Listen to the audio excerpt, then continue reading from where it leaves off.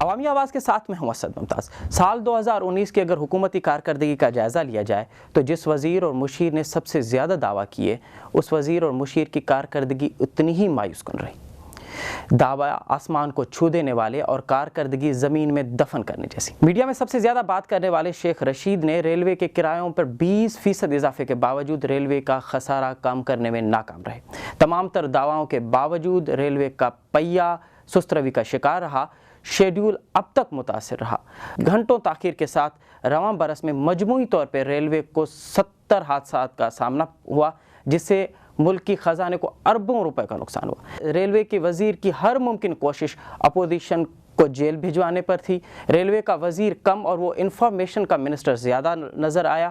یہ الگ بات ہے کہ شیخ رشید کی شروع سے یہ خواہش ہے کہ اس کو انفارمیشن کی منسٹری دی جائے، لیکن پتہ نہیں کیوں کہ حکومت اب تک اس کو یہ بات سمجھنے میں ناکام رہی ہے کہ شیخ صاحب کی اصل جگہ کچھ اور ہے اور شیخ صاحب کام کچھ اور کر رہے ہیں۔ وزارت انسانی حقوق کا حال رواں برس میں پاکستان میں انسانی حقوق جیسا ہی رہا۔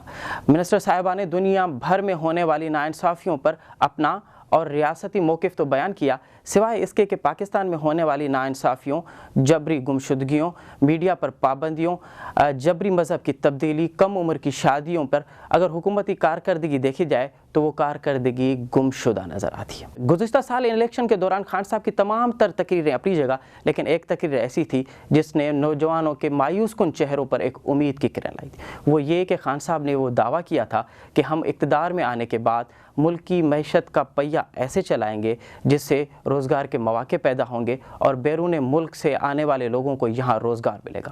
اعداد و شمار کے مطابق رواں سال میں 5 لاکھ سے زائد ہائیلی کوالیفائڈ نوجوان اس وجہ سے ملک چھوڑنے پر مجبور ہوئے ہیں کہ یہاں ان کے لیے کوئی روزگار مواقع نہیں۔ 2019 کے اعداد و شمار کے مطابق اب تک 20 لاکھ لوگ اپنی نوکریوں سے ہاتھ دھونے پر مجبور ہیں۔